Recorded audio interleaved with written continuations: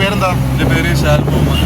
എന്താണ് പ്രശ്നം? എന്താ ആൾക്കാരാണ് MDM കഞ്ചാവൊക്കെ തരുന്നത്? എങ്ങനെ ഇതിൽ ഇടപെട്ട്? സാറ് ഞാൻ ആദ്യം കുറച്ച് ഉപയോഗിക്കുന്നുള്ളായിരുന്നു. അത് പിന്നെ എനിക്ക് എന്താ ഞങ്ങൾ ഫ്രണ്ട്സിൻ്റെ ഇടയിൽ അടിച്ചു പൊളിക്കണം സന്തോഷിക്കണം എന്നുള്ള രീതിയിൽ വെറുതെ ടേസ്റ്റ് നോക്കാൻ വേണ്ടി തുടങ്ങിയതാണ്.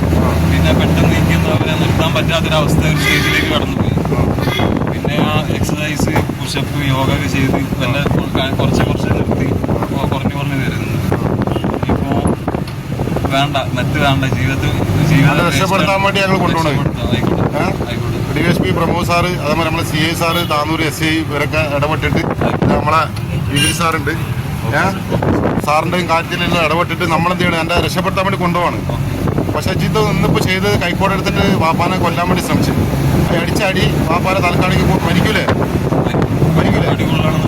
അപ്പോൾ അത് മയക്കുമരുന്ന് ഉപയോഗിക്കൊണ്ടല്ലേ അങ്ങനെ തോന്നുന്നത് അല്ലേ? അതിന് മോചനം വേണ്ട. നമ്മളെ വാപ്പാന്മാരെ സംരക്ഷിക്കട്ടെ. തിരിച്ചു വരൂലേ? ഉറപ്പല്ലേ? വന്നാൽ താന്നൂർ പോലീസിനെ സഹായിക്കും തീർച്ചയായിട്ടും. കാരണം ഞാൻ താന്നൂർക്കാരനാണ്. അങ്ങനെ MDM കാര്യങ്ങളും വെക്കുന്ന ആളുകൾ ഈ പറഞ്ഞു കൊടുക്കാൻ തയ്യാറാണ്.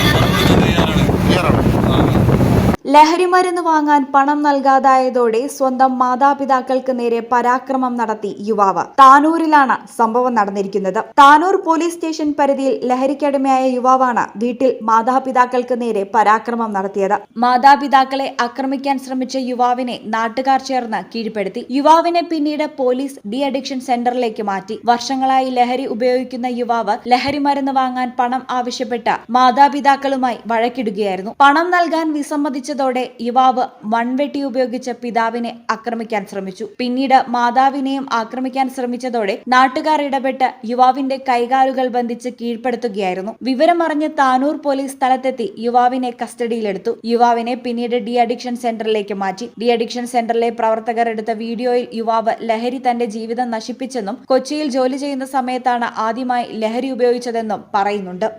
ഈ ചാനൽ താനൂർ.